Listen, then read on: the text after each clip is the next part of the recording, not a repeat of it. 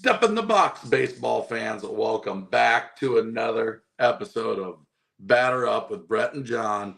Happy Saturday night, John. What's going on? It's been a while again. It has been a while. I know you've been dealing with a lot lately, and I needed a break. Honestly, I needed a break. Not from you, not from this, just from cards in general. But I found a new, fun, favorite product. We'll talk about that. We'll talk about a lot of things. We got an exciting show. Stay tuned for this one. Not going to want to miss it. And yeah, I'm doing well. There was something else I was going to tell you, Brett, before we came on. I know that this was supposed to go off last night, but unfortunately, life gets in the way. I had a track meet to go to. I was the videographer for my son, and that went till 11:30 at night before I finally got home. And so we are doing this on Saturday night instead. So, all right. You get the first topic, Brett. Yeah, it feels good to be back. It's been busy here. And, I was kind of sitting here thinking how I wanted to start off tonight. And I wouldn't say that I don't want to open sports cards, because I do. I don't want to say I don't have the money, but I do. But there's nothing out to buy. So we're going to start off with just talking about 2024 to kick off the year here, because we really haven't spent much time talking about this year. We're going to kind of say yay or nay, and what maybe we can even price this stuff as we go, what we feel it should be. Like, for example, February 14th, I think a solid product came out. 2024 Series 1 came out. Boxes are still about $90 to $95 for a hobby. There's retail all over the place. I think it's okay, but I have not had any itch to open it at the current prices. I have. How about you? Almost lost Brett there. It went blank. I don't know if it glitched or what, but hopefully it doesn't persist. But yeah, I've had no interest in opening any baseball products so far this year. I opened one mega box of Series 1 only because my wife found it at a Barnes & Noble. I have seen it on the shelves. I've gone to my LCS. I've gone everywhere, not even looking for it. But honestly, I just have zero interest in opening it. I didn't buy any on any Fanatics drop or anything else like that. I didn't buy any Fanatics exclusive blasters. I just didn't have the fear of missing out on it. And so for me, I was going to steer in a different direction or just stay on the sidelines. I will say the rest of the products after Series 1 have been even less appealing. The only thing I really like, just because of nostalgic purposes, but the 1975 design of Heritage, I wouldn't mind nabbing a single or two of maybe a Brewers player, because that was Robin Yount's rookie year. Maybe a Royals player, because that was George Brett's rookie year. So it sort of has a soft spot in my heart when it comes to that nostalgic 1975 design that everybody was waiting for in Heritage. But I'm not going to buy any boxes. I can guarantee you that much. Yeah, I'm not going to do it. So like right now with Series 1, I would buy it if it was on clearance. Heritage, I actually like it too. I think the design is nice, but I'm sorry, for $90 a hobby box, there's hardly any autos coming out of cases. Very few autos. I feel like that's about at most a $75 a box product. Probably should be 50 to 60, but $75 on Heritage, because I do like it. I'll tell you what, for the $90 that people are spending on the Series 1 hobby boxes, or the one, whatever it is, 175, or I don't even know what it is for Series 1 jumbos, I found a product that I absolutely love. It's all I've opened on my channel in the last month. I haven't opened any baseball. I haven't opened any football. I haven't opened any basketball. I've been opening up Indie Car. You might call me stupid. You might say you're crazy, but it's basically what amounts to 2 to 3 on-card autos per hobby box. 2 to 3 on-card autos of a very, very narrow checklist of some really good drivers. Very good chance of pulling parallels. Parallels per box are on average number to 99 or less, because they don't even have anything greater than that, you're going to get 6 to 7 parallels per hobby box and your two to three autos. So they're just loaded. For $90, I'd rather spend my money on that than anything else. And the secondary market so far is pretty solid on it. So I can keep what I want. I can sell. I can make complete sets. I can go grind like I would in baseball, but I found a different product to do that for. Yeah, just save the. I'm gonna give some more input on IndyCar in a little bit because I really like that product for the price. Anthony said he's made a killing on 3 boxes of Big League. I'm not anti-Big League. It's probably the most affordable product. I'm not interested in the blasters for even $25. I was looking before we came on that the I don't know what they call them, the jumbos, the bigger box, the hobby box. Mm-hmm. Those were $50, but those have come down in price. I think on blowout, I think it was like $40 on blowout for those. I don't think the product is awful. I don't think it's awesome. But the cheaper that comes, I think it's pretty cool to open. I haven't opened any yet, but I just feel like Series 1, Big League, Heritage. These when Black Friday comes around this year, this stuff, if last year's product was discounted, what do you think this year's product's going to be? Super discounted. Super discounted because it's all over the place, man. They couldn't help themselves as much as they want to pump it through the breaking community, through Fanatics, Fun Fests, whatever you want to call it, the Rip Nights. You can't rip 1 million boxes of Series 1 without having a discount at some point. You just can't do it. And I don't know. I'm not going to crap on it completely because I do think there was somewhat of a fun factor with the additional yellow parallels and the hanger boxes. The rookies were good. We didn't even talk about what's going to happen with update this year.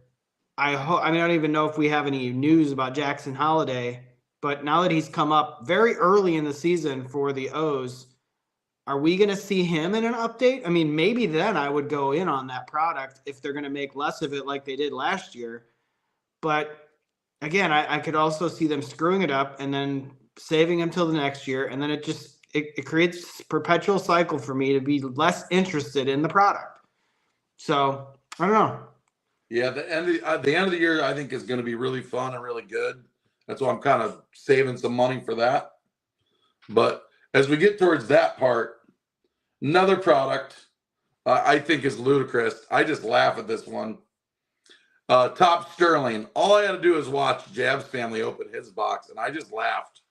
$1,200 to $1,300 box. I think it was $1,200 when it came out. 2 cards in the box, and I forgot which 2 players he pulled, but I'm like, I think he got like $150 worth of cards out of that box. It was pretty embarrassing. The Top should be ashamed of that product that they put out. Now, don't get me wrong, you can pull a $20,000 card out of that product, but overall, you're going to lose 99% of those boxes. 99 of 100, you're going to lose at $1,200 to $1,300. Yeah, I mean, that's $1,200 to $1,300 that I would say I don't have to spend, but I'd rather take that and spend it elsewhere and not take the gamble on seeing what I can get for 2 cards. I don't know. That's a high roller price. That is a breaker's paradise. That isn't for the faint of heart, and I don't ever touch that. When I first got into collecting it, back into it, the next one, Topps Tribute, I would go buy a box of Topps Tribute or 2. They were under $100 back in 16 and 17, and now $500 plus for a box of Topps Tribute. Give me a break. Like, that's a huge thumbs down. How'd that do that? It just thumbs down on my screen when I did that. That was crazy. That is funny how that did that.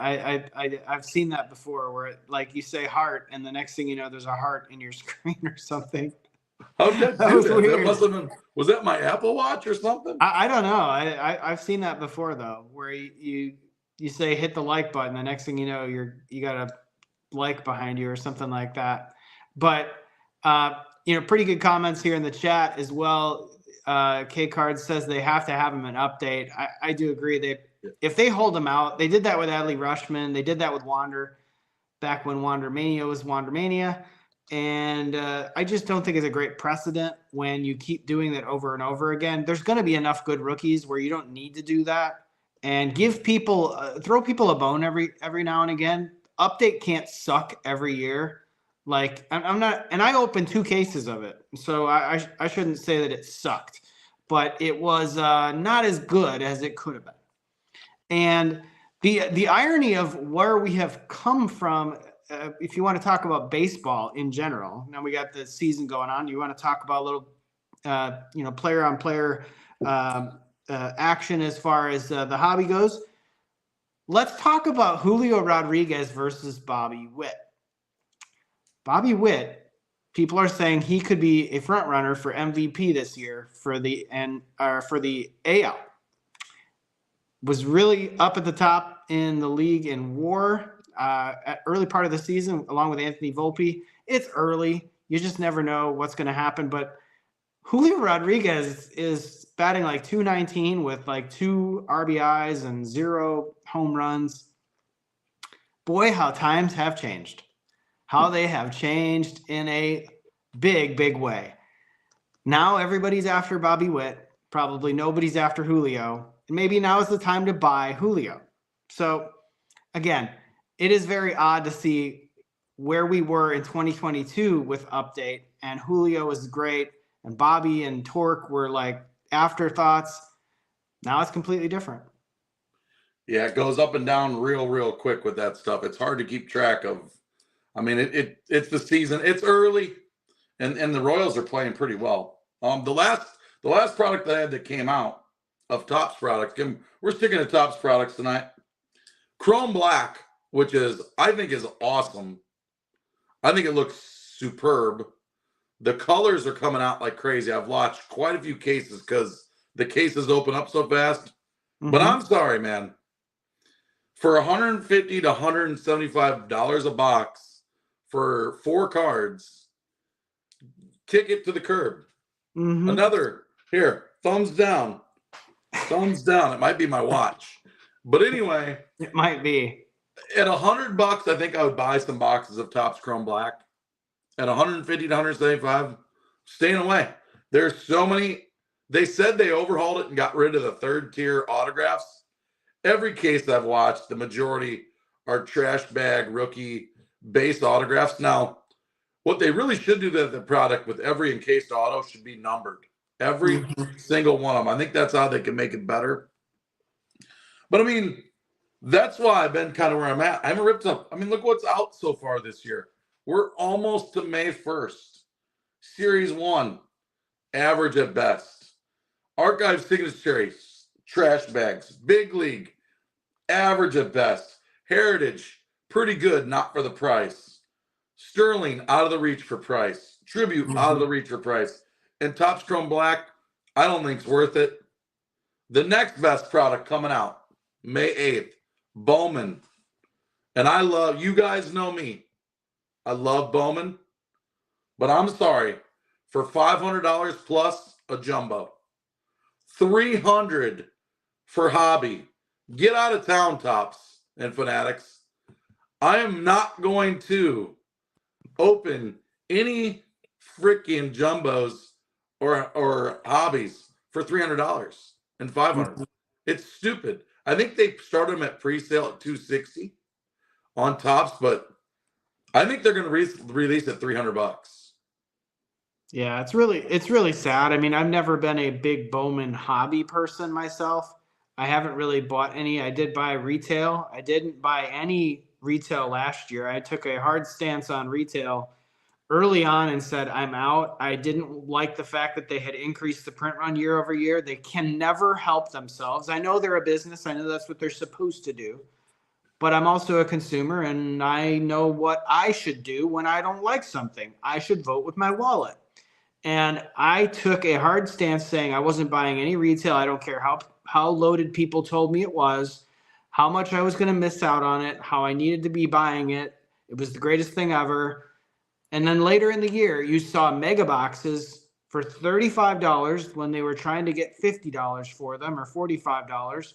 The prices were plummeting. Peds bought an entire case of blasters for $22 a box of Bowman. So all you had to do was wait, and everything would come down in price. And now there's literally nobody being hyped in that product, probably nor there should be.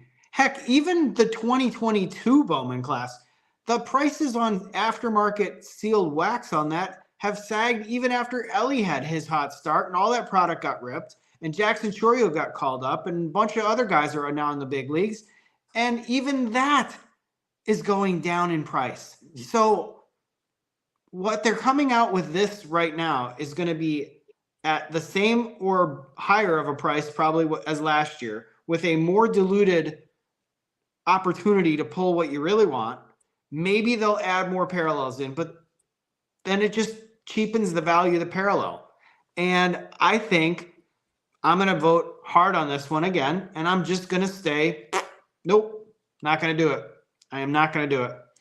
I'm out completely. I will wait for Topps Chrome. I'll wait for something with a buyback redemption in it. That's the only product I will buy from Topps this year, unless they put Jackson Chorio. And Mike made a really good comment here talking about as long as they have a Topps now with a rookie card logo on it, that probably means he'll be an update. I'll have to go check that. I don't know if they actually had that card yet or not, but that to me would be the only two products I will buy, would be Topps Chrome and, well, I say Topps Chrome, I'm including Logo Fractor in there. Topps Chrome, including Logo Fractor, perhaps, and Update. Otherwise, I'm staying away from all of it. Yeah, I mean, you can go get right now, if the prices are $300 for a hobby of 24 Bowman, you can go get a 2022 Bowman hobby box for $260. So you mean to tell me that it's coming out more than that? That's crazy. That's crazy. You can go get a 23 Bowman hobby box for $240 right now, $60 cheaper. I'm sorry, 2022 is way more at this point, way more enticing that, and I'm not even buying that. I agree. I really do think Topps Chrome with the buyback is the number one product this year. I think it's going to be loaded with all those guys. We'll have to wait and see where the checklist is, but that buyback is freaking amazing. Really amazing. And Series 2, I think, could be really good as well for the price with some of the rookies that they could have in it, along with Update. I think the end of the year could be really good. But again, I'm kind of in a holding pattern. I have said from the beginning of my channel, I'm going to be responsible with my money. I am going to buy stuff that I think has some value and is fun. Mm-hmm. And right now, I've held pretty firm to that. Yeah. And the only thing I've really opened this year, I mean, I opened this. I'm not saying this to like brag, just the reality, the brass facts. Last year, I opened over $52,000 worth of sports cards for the year, the entire year. And I've spent like $2,500 on cards so far this year. And that's unheard of. Usually I'd spend $2,500 on Series 1. And I opened that one hanger case for $740. That's it. That's it. Yeah. And it wasn't that bad, you know, for the price. I feel good about the price I got them for, but I don't feel like I need to go get more. But these prices are ludicrous. They're nuts. And there are a lot of good players this year with potential. You know, Jackson Holiday, we talked about him. He's 1 for 16 to start the year. So his prices are still high, but it'll be interesting to see where that goes to. So early in the guy's career, people have no patience. They expect the instant gratification, the instant like bounce back. They did the same thing with Anthony Volpe last year, and look at him now. They did the same thing with Bobby Witt. Look at him now. They'll do the same thing year over year, chasing the next big thing, and then it doesn't work out for the 3 weeks, the 3 fleeting weeks that you need to have it work out, and then you move on to the next thing. Ellie De La Cruz, everybody was calling him a bum at the end of last year. He's off to a great start this year. I mean, there's a lot of great stories in baseball. You know what I think are the 2 greatest stories in baseball right now is, dude, Mike Trout is back.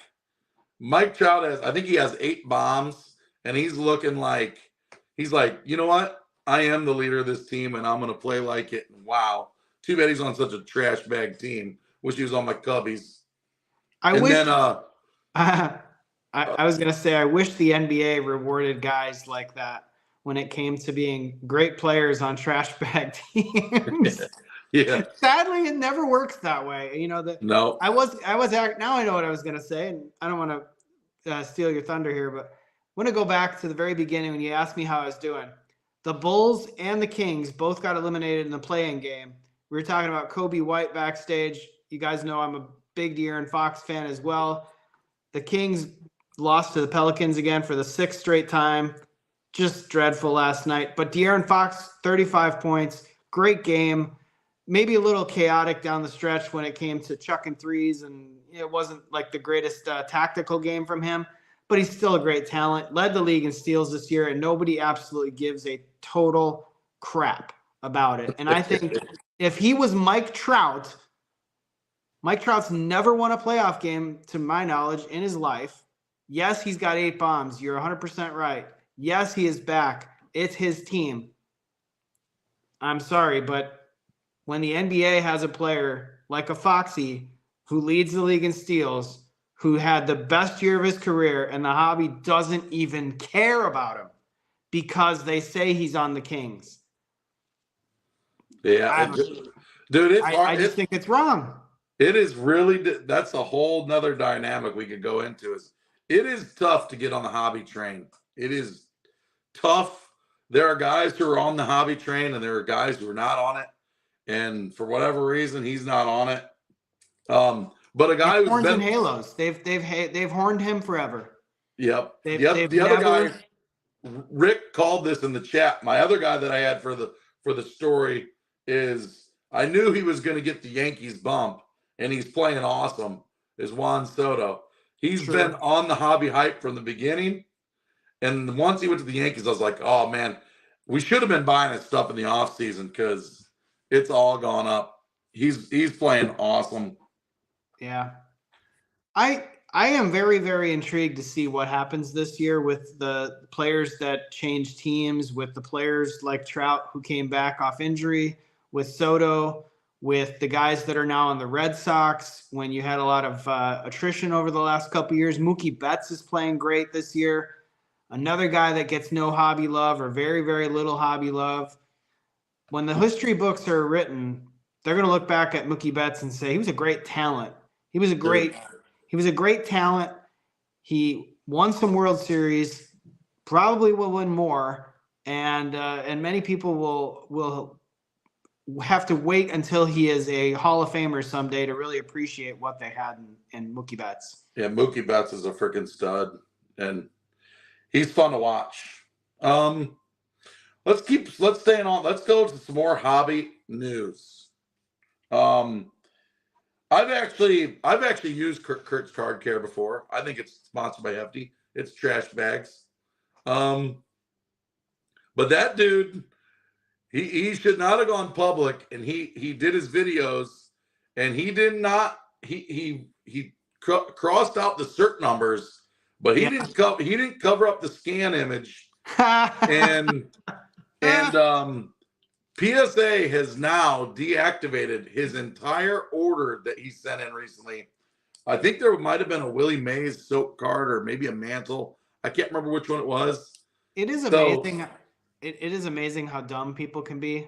It's not to say that it's criminal behavior, but it's just really stupid. If you're going to gloat like that and say they can't catch this, and look at what I got, this is a 7 now that it was a 4 before, and you're not going to cover up the actual thing that you can scan, you're asking to have even for your customers, you're asking for them to be deactivated. If you're using your customers as as sort of a way to increase your own revenue. So I'm sure he's the grift that he had going.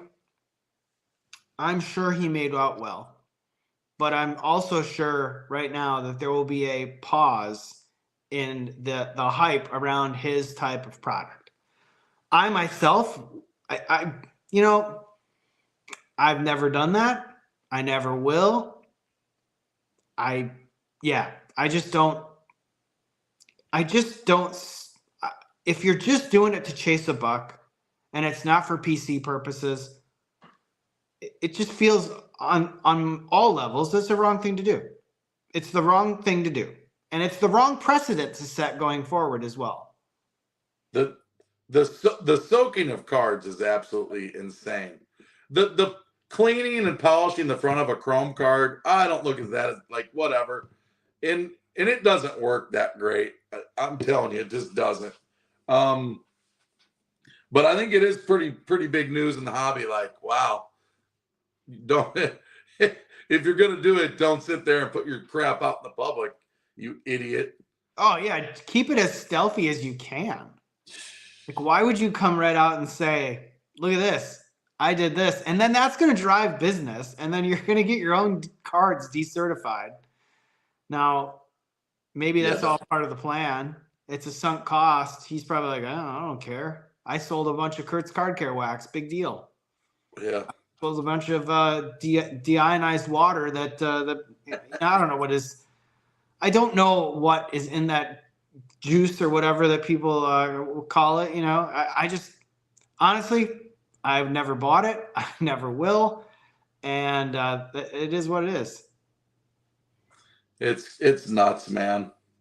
Another thing that's nuts on PWCC, the 101 Black Shimmer of Victor Wembanyama sold for $516,000. How crazy is that? Maybe he's the next Wander Franco. I don't know. Dude, that's nuts. Made out like a bandit's got a big bank account now, and he's like, yeah, they're gonna extradite him back to France because he's only 19. I'm not speculating that. I mean, I do think he's a great talent. Do I think he's worth that much? No way. No way. He is so far away from being the all-time great, to the all-time great of greats. Yeah, the number of blocks that he gets in a game, tremendous. But teams are going to play him differently. The longevity of him holding up when he's 7'6", playing the NBA game for 82 games in a season and playoffs and everything else in between. I do wonder whether that'll actually be something he's faced with when it comes to injury in the future. And so for that reason, if you have Wemby cards, be selling them. I'd be selling them in a heartbeat. I had a couple. I sold the one card that I got a couple weeks ago, maybe a month ago now. The cracked ice, I got it back from PSA. I got a 9. I could have cracked it, tried to resub it. You know what? I sold it. I was happy with the sale. I sold it for $425. It went to authentication. The person who bought it, I don't know what they ever did with it. What were they going to do? Crack it and resub it? Well, lo and behold, right now, the PSA 9 value of that same very card is $230, and the 10 is not $1,000 anymore. So I made the right call, just selling it, making profit, and moving on to the next thing. Yeah, dude, his hype is pretty unreal. That Monopoly was really fun to open, and then I just pulled this up. Here's the last few sales of the Prism Mega Box. $80, $74, $70, 75, 80, 99 with free ship, 85. Just finding single sales of those. $78, buy it now, free ship. 83. So, dude, the hype is on with him big time. And he's really, the price of Prism basketball hobby boxes, I see why people are buying those megas. Yeah. Compared to that. But man, oh man. It's crazy, dude. He has some massive hype. Okay, more basketball news. More basketball hobby news. There was a private signing with PSA, and Michael Jordan some, I don't know who it was, personal guy had flew Michael Jordan. I think it was to Florida. Could be wrong on that. They had 6 PSA 10 Fleer Jordans. They cracked out in front of PSA. They had Michael Jordan sign them, and I believe they regraded them. I'm pretty certain they regraded them. How insane is that? That's pretty insane. I think, I mean, I think that's pretty cool that they did that. Keeping it controlled like that without being stealthy has to be the way to go. The fact that you would control it and say, here's however many 10s, Michael, we're going to take them out, you're going to sign them, and then we're going to regrade them. I don't know. I think that's pretty cool. Wonder what the value is on those after they're done with them. I wonder how much do you think they paid Michael Jordan? Yeah, I don't know what he gets now for a signing fee. It ain't cheap. I know that much. I don't even want to venture a guess how much a Michael Jordan auto goes. I'm not sharp enough in the hobby news on Michael Jordan to know what it would go for, but it's got to be at least 25 grand. Maybe I'm way wrong. I don't know. It's got to be at least 25 grand. I would think so. Maybe more. I don't know. I have no clue. But so like I said, we're just busting through down these lists. Ohtani, we haven't been on since the Ohtani thing came out, and his translator stealing all his money. And I forgot what the number was. Somebody in the chat might have seen it, or you might have seen it. But not only was his translator betting, he was buying sports cards with that money. They said he bought like $400,000 worth of sports cards. Yeah, that is crazy. By the way, in other news, when it comes to gambling, obviously my channel is ERB Sports, Eating, Ripping, and Betting. I'm not going to talk about betting, but I am going to tell you a funny story about betting that came across me recently, and it had to do with Major League Eating, re-emphasizing that the people who are in the series are not to bet on any eating contests.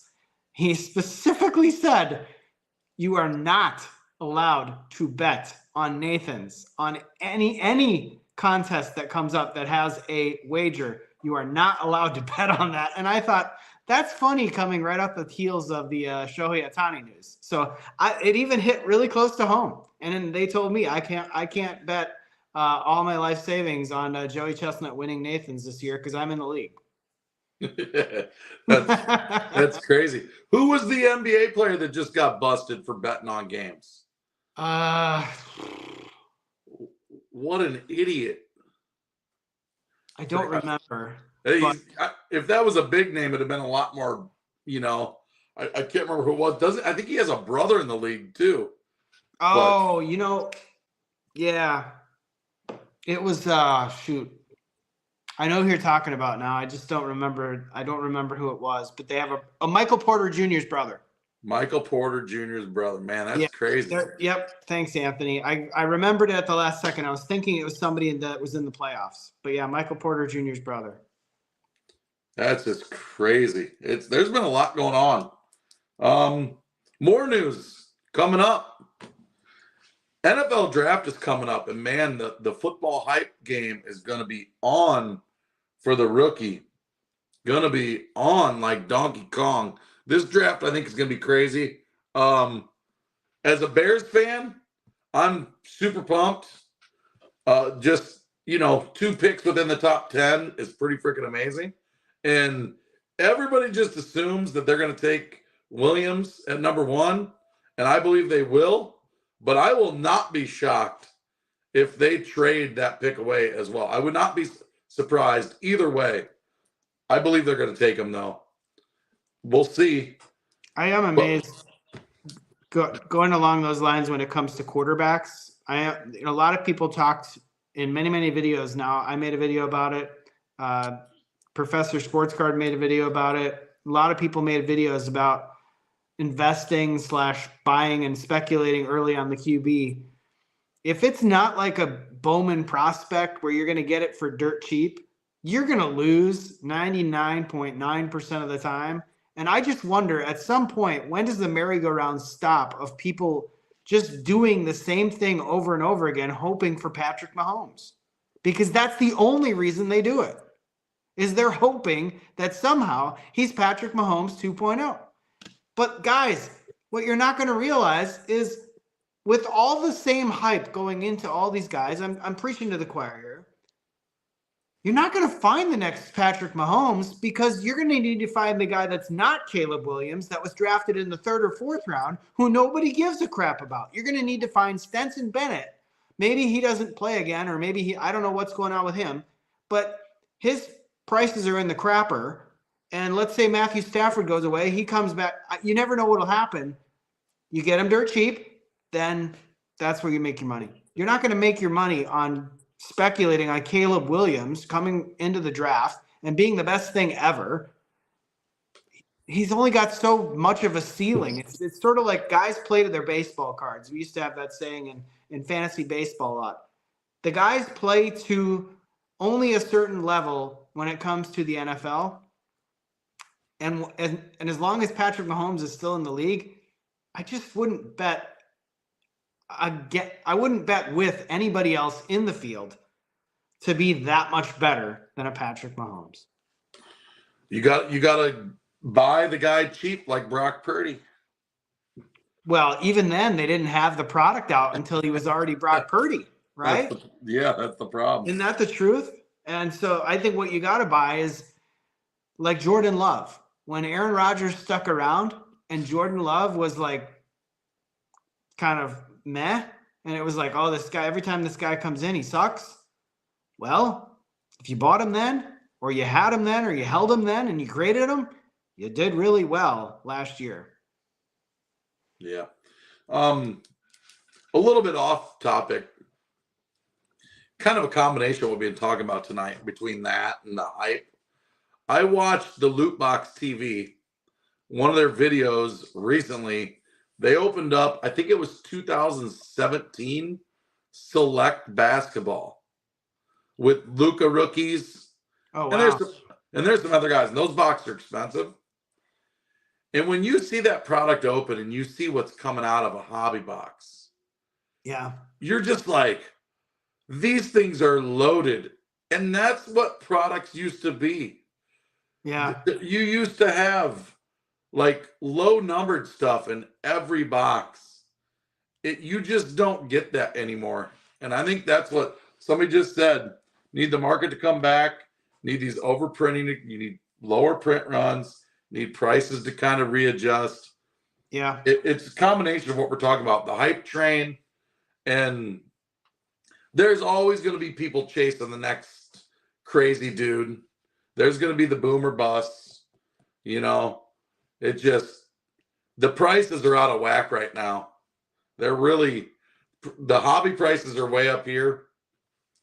And singles prices have come down here. Right.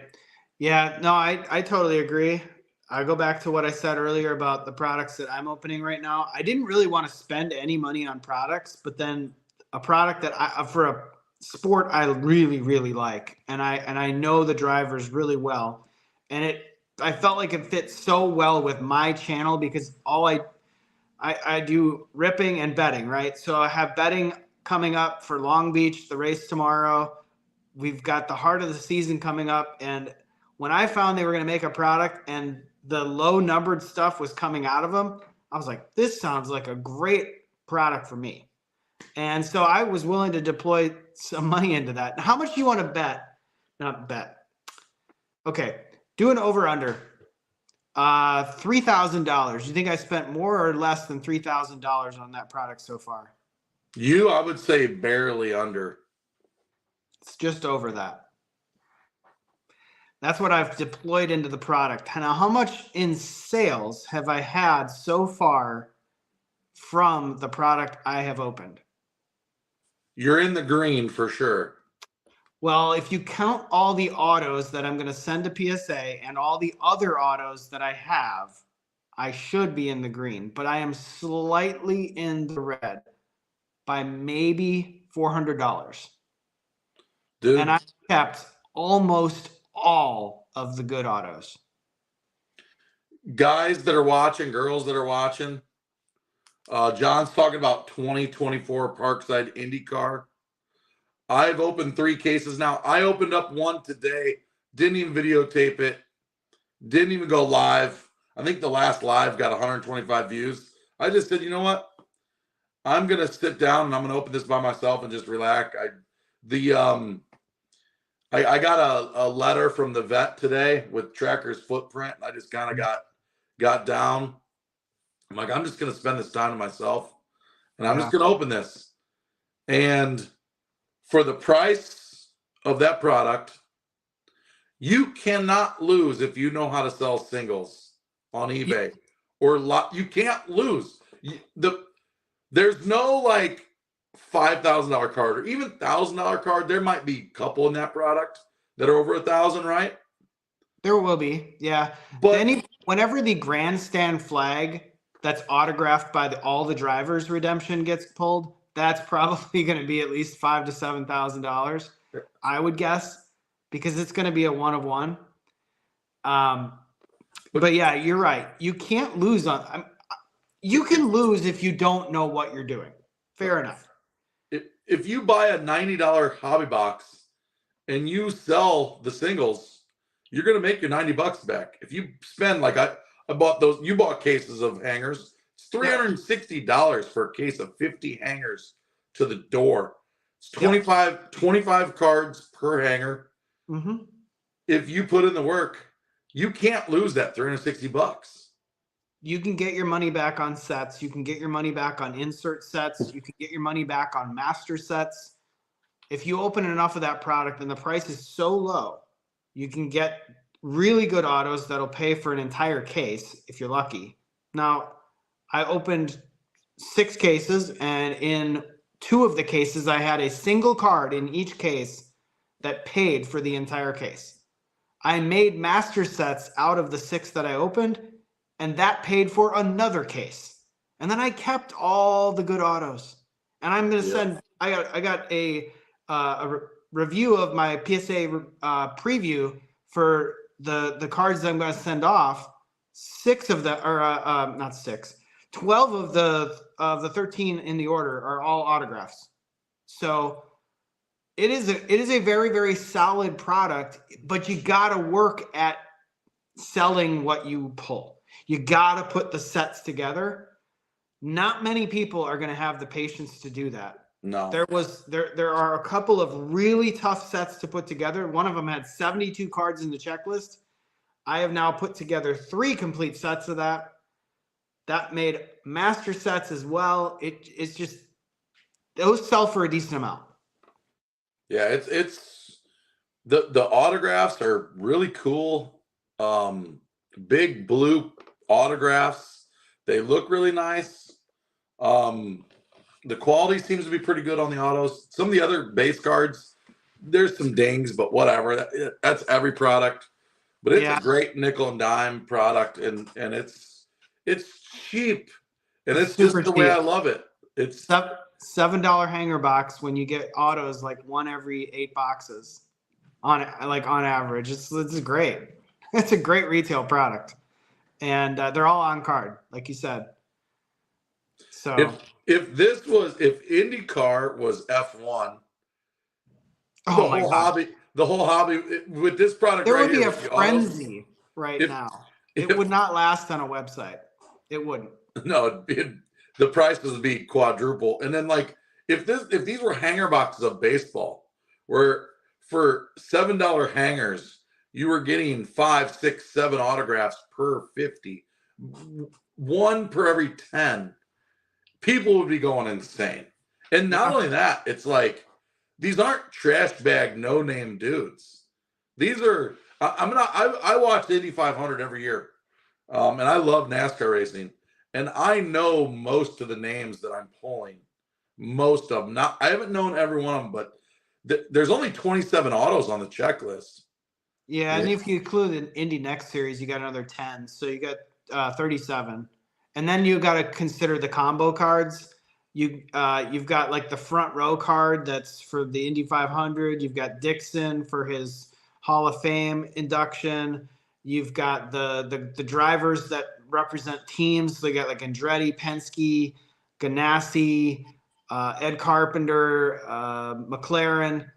Those are pretty rare cards. I mean, that's the one card I was referencing. I literally sold an Andretti Global team autograph card out of 10 that had the 4 drivers on it: Colton Herta, Kyle Kirkwood, Romain Grosjean, and Devlin DiFrancesco. I sold it for the price of the case. I listed it for a buy it now. Somebody bought it. It went to eBay authentication too, if that tells you anything, which I thought was astonishing. I'm like, wow, I'm sending now a raw card to eBay authentication. That's big time. Yeah, that's cool, dude. It's fun. I sometimes, I like opening product.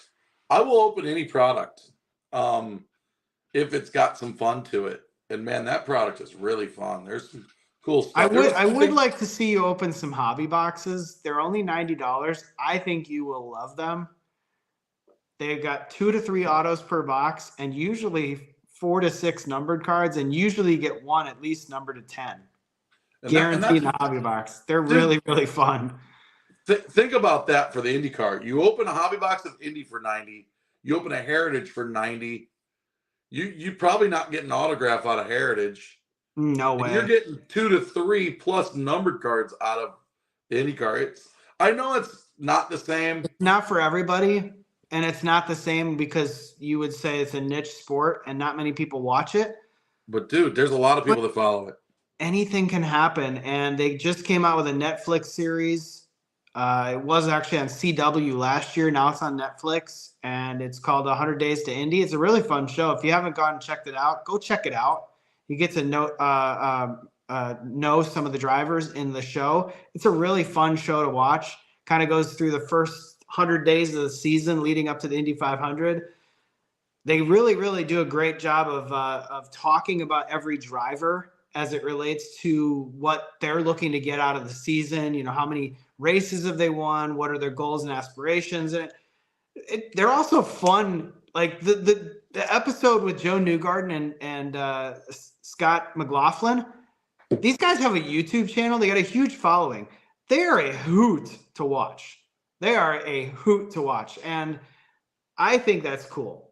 I thought it was cool, and I'm glad they came out with the product. We'll get on to other topics, but I do want to talk about one cool event. So we had the Topps Rip Party that we saw with Anthony Richardson here locally, Tom Brady, all these other people. Well, Parkside had partnered with Indy Card Exchange here in Indianapolis. They brought 5 IndyCar drivers to the shop last Sunday for a private event.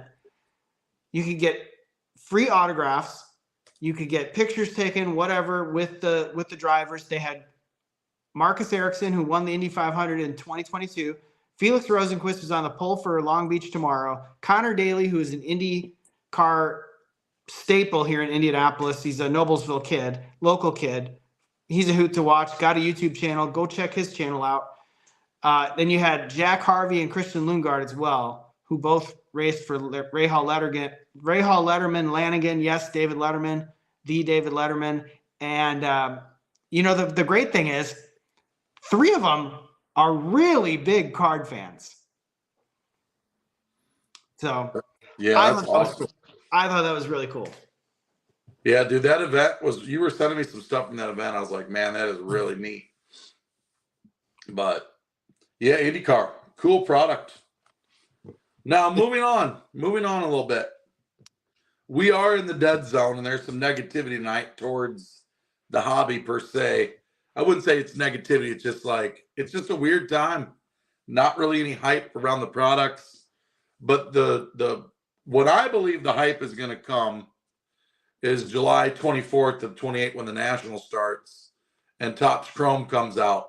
But then if you're in New York City, I think this event looks really fun. I wish I could go. I'll be in school starting back. But Fanatics Fest is in New York City on August 16th to the 18th.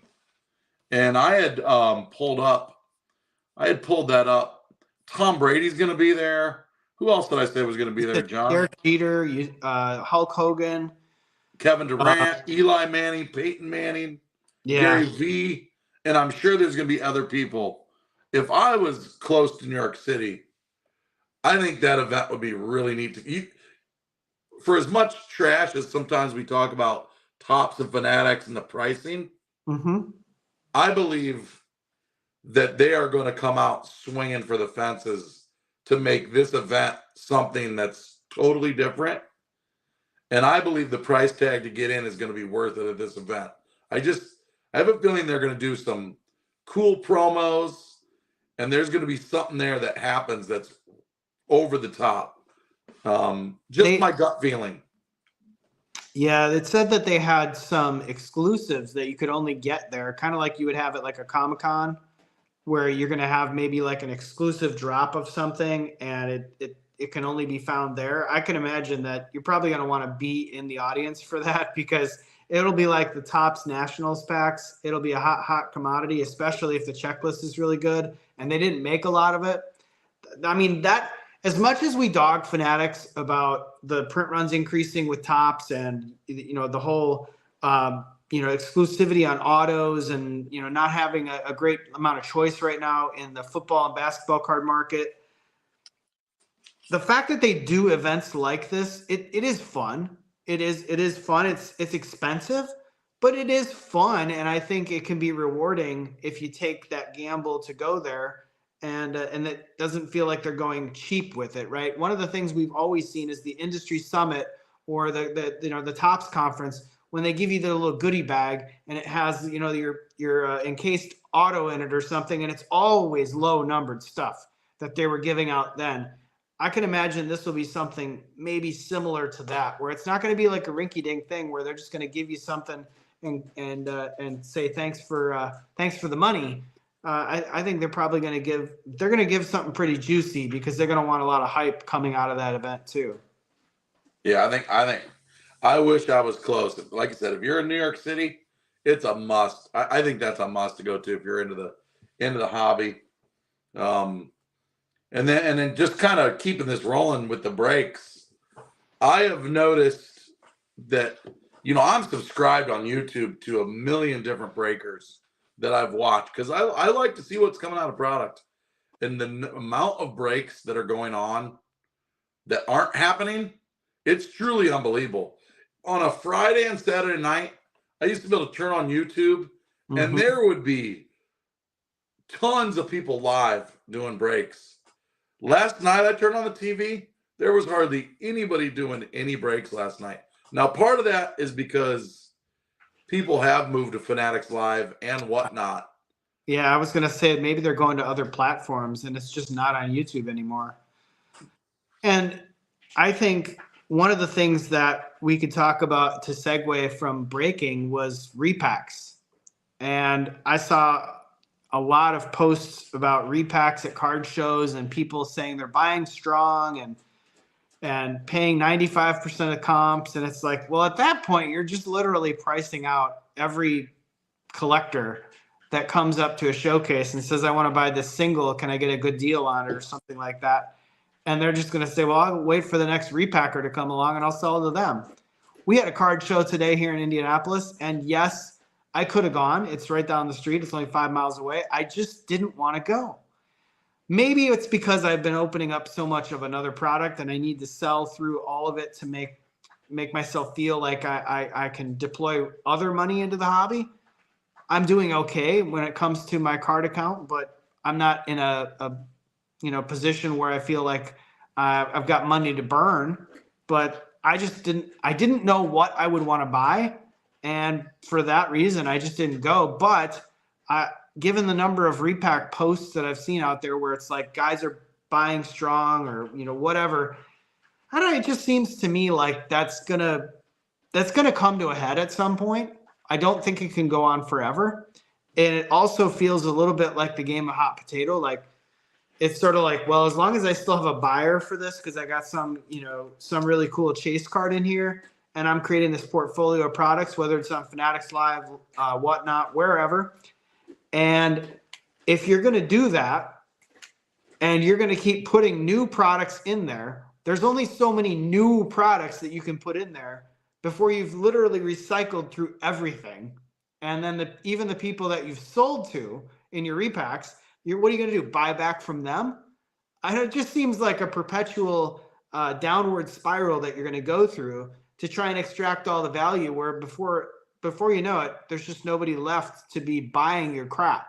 And so, to me, I don't know where it'll go, but I will never buy a Repack product. I will never sell a Repack product because I just feel I'd be ripping people off. But maybe if done right, fair enough. But again, the other thing I will say, it kind of reminded me after seeing the little post that Neo Cards and Comics put up about the show. Remember the Cash for Gold places that popped up during the 2007 timeframe? That's kind of what it reminded me. Cash for sports cards, 95% of comps, because it's basically supporting Repack products. So, yeah, repacks are 99% of all repacks are just total trash bags. I've only seen a few places that have really done it well. I would stay away from all those repacks. They're total crap. I haven't seen as many as those around. There's some pretty funny stuff. I do like that post. What's going on with Wander Franco lately, by the way? Is he in jail? Do we know? No. The last I read, he's still suspended with pay. There's been no charges against him that I know of. It's crazy, man. It's crazy with the Wander. Wander news. Hold the line on Wander. I tell you what, don't burn your cards just yet. I don't know what'll happen, but I wouldn't buy anything either. I just hold what you have. It's already worth nothing, so don't be in a hurry to burn it or throw it out, and just watch what happens. I don't know. Related to Wander Franco, Trevor Bauer. This Trevor Bauer thing just kind of blows my mind. I looked at the home run leader list today, and you have Marcell Ozuna, who is at the top of the charts on the home run, right there with Trout. Mm-hmm. That dude is still in baseball. I believe he choked out his wife. You can pull up the charges that were against him. I think Marcell Ozuna for the Braves. Oh, yeah. He was with the Cardinals. He abused his wife. He's still playing baseball. Trevor Bauer, one of his accusers, is now being charged for fraud.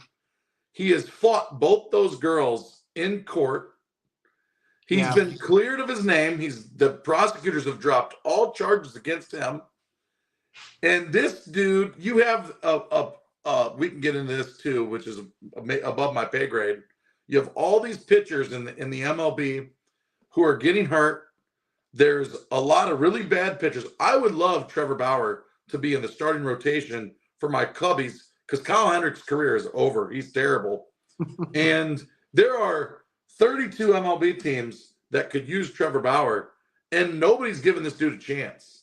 Yeah. And there's many people who hate Trevor Bauer, and he's a rapist. He's a, whatever. Dude, he's been cleared. Yeah. And I'm blown away. He's been blackballed, totally blackballed. People don't want to touch him, but his name has been cleared. Whatever happened to the American way of innocent until proven guilty?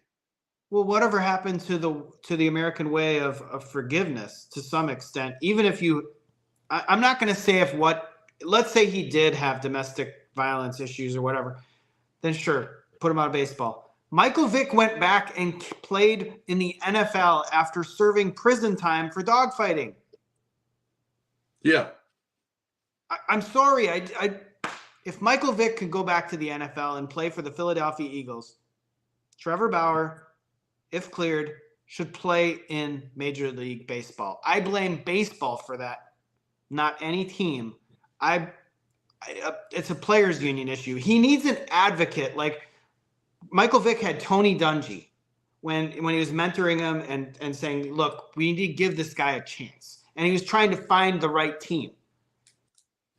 Trevor Bauer needs his Tony Dungy to go find a way to get back in the league. I don't know who it'll be. I don't know if it'll be David Ortiz like he did with Wander Franco. I don't know if it'll be Randy Johnson or he needs an advocate. John Smoltz, Greg Maddux. He needs an advocate that says this guy has truly changed. Give him a chance.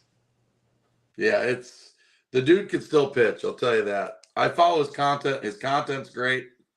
I would love to see him. And Chris, yeah. Chris mentioned brought Ray up Ray Lewis. Lewis's name. I had that in my head too. I completely whiffed on that one. But yeah, Mark Chimura, another one. Green Bay Packer, Mark Chimura. It had a sleepover at a post prom party for high school kids. Went to court.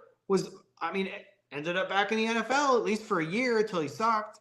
But it's just guys get given a second chance in other pro sports all the time, but not in baseball. And it's just so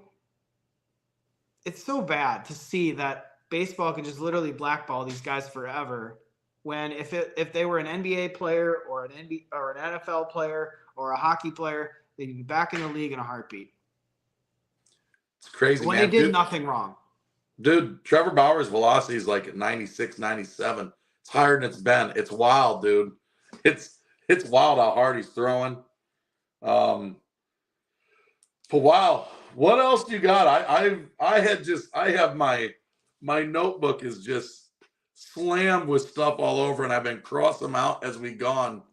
What you got anything else, man? Somebody asked about your Uranus. Oh yeah. I'll tell you what. I didn't do that well in the contest. I did probably a lot worse in poundage than I thought I would. I only got like 2.5 pounds down of fudge in like 8 minutes. It just made me so sick to my stomach during the contest. It made me want to throw up on the spot. I don't like fudge. I hate fudge. I just wanted to do the contest because I wanted to do the contest. And I was going to be in Missouri anyway. So I got about 1.5 pounds into it. And I was just like, I'm looking at this and I'm like, oh my God, I got another 4 minutes. I'm like, this is dreadful.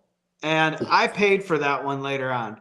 Let me tell you, that was the absolute worst aftermath of a contest I have ever had in any contest. And I'm not even kidding. I literally was hurled up around the toilet for hours. It was and that was like hours later. And I was like, I can't go. I need to be here right now. and she's like, do you want to eat dinner? I'm like, no, I don't want to eat dinner right now. I've got something going on. I've got to get it out. I'm like, I'm sorry. It was the absolute worst contest I'd ever done. But it was still a fun time. You were looking like the dude from Wedding Crashers. I was literally looking like Bradley Cooper's character in Wedding Crashers. I'm like, oh no, not again. I was like, that was the worst. That was totally the worst. It was coming out of both. Stuff like that. That's crazy. Did you have anything else on there? We covered a lot of ground. I think for the first show we've done in about a month, I think we covered enough ground. The only thing I would have touched on briefly, maybe NBA playoffs. Really interesting to see how this one plays out. I mean, obviously the Celtics right now are big favorites in the East.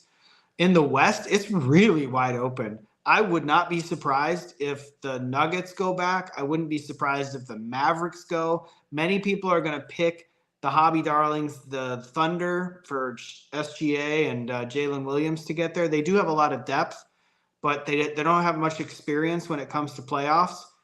The T-Wolves for K-Cards, if he's still around on the chat, I know that they're going to be a team to be reckoned with. They got a lot of talent if they can stay healthy. The Bucks and the Pacers, everybody's picking the Pacers right now because Giannis is out. I don't know what's going to happen there. I will say that as a person that lives in Indiana, I could say, okay, I'm a homer, go with the Pacers because the Kings aren't in it. But I grew up in Milwaukee, and I want to see the Bucks get there again too. I'm really shocked to see how dysfunctional that team looks right now. But again, they could have been floundering down the stretch, just waiting to get to the playoffs. And unfortunately, Giannis got hurt again. And so he may not play in the first round, or at least not a lot. It just reminds me so much of last year where they were the number 1 seed and then they got taken out by the Heat. The Pacers, they're a scrappy team. They're a flashy team, but don't count out Dame Lillard in the playoffs. I think if Giannis plays at least 2 games in that series, they're going to make it out of the first round. And then if they get that far, heck, anything can happen. You never know when all of a sudden these guys can go lights out from 3 and really play together as a team now that it matters. And so don't count out the Bucks. Don't count out the Bucks just yet. But in the West, it is wide open. I watched 2 NBA games. I watched both Bulls games. And how stupid is it they're not going to count Kobe White's? What? I cannot believe they're not counting these as stats. Makes no. So is this like an exhibition game now? These playing games that they just don't mean anything? Why would they not count the stats to this? They'll count them somewhere, right? Because they did the same thing with the in-season tournament. Remember that? And the last 2 games there didn't count either towards anything, but everybody remembers them. They may not count towards your overall standings, but people remember those games. It's crazy. But man. Oh, you want to talk about Caitlin Clark real quick? Sure. Yeah, dude. The hype machine is on. So yeah, it's been on. By now, I think the internet storm has reached far and wide on the creepy reporter from the Indy Star. I saw that. That did this to Caitlin Clark during her press conference, and talk about cringe, man. That was cringe. I did see that, man. That was like, and apparently he's notorious for being kind of a what would you say, extramarital affair kind of person. He has a very, very checkered past when it comes to that. And it was really, really creepy. Honestly, that was so creepy. But the Indiana Fever got Caitlin Clark, obviously, earlier this week with the number 1 pick in the WNBA draft.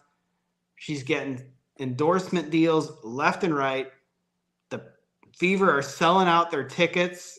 They have, apparently my wife said that they have to get some arenas around the league. I think maybe like those smaller ones, where maybe Seattle or something like that, wherever they were playing, they're trying to find bigger venues because the demand is so high for the Caitlin Clark Indiana Fever game. Can you believe it? The WNBA is must-see TV. I'm hoping they can capitalize and keep it going for not next year. There's going to be a lot of hype. I'm interested to see what it does after that. Does the effect come off? Because we're going to find out how much a superstar who's been hyped in college can pull a league. She needs to become Steph Curry, right? Yeah.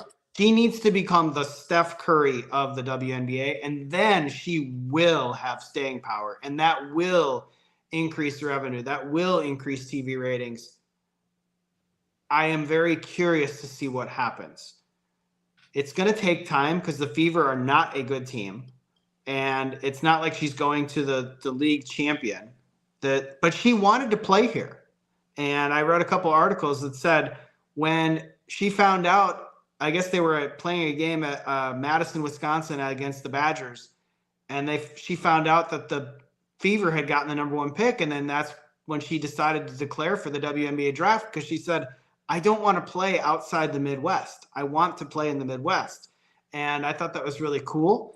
And I think it's really cool that, cool for a couple reasons. I work literally right next to Gamebridge Fieldhouse, so that place is going to be hopping. Between the Pacers and the Fever coming up this spring, that's going to be a really fun atmosphere in downtown Indianapolis for the next couple of months. If the Pacers can go on a run and the Fever can pack the house, that's really going to be cool. And yeah, so I don't know. I thought it was one of the coolest things that's happened to our city unexpectedly in a long, long time. Obviously, we do have the Colts. We have the Pacers here. We've got the 500, but the Fever, they just never really garnered any attention until now, and now it's must see TV apparently. No, it's crazy. I saw. I'd have to go look it up to see, but there was a guy on the street trying to give away a WNBA ticket. It was either last year or the year before. You either give away a WNBA ticket or $1, and people were taking the $1. Yeah, That's not happening this year. It's not going to be the same this year, at least not for Caitlin Clark.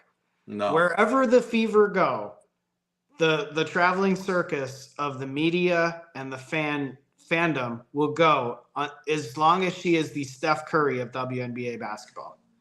If she's chucking up 30 points a game, threes from the center line almost, it's going to be must-see TV. Yep. And her rookie card, 101 Superfractor, is worth more than her first contract from the WNBA. No, it's not worth more than the endorsement deal. No, for sure. Not at all. She should be calling State Farm and saying, you need to pay me more.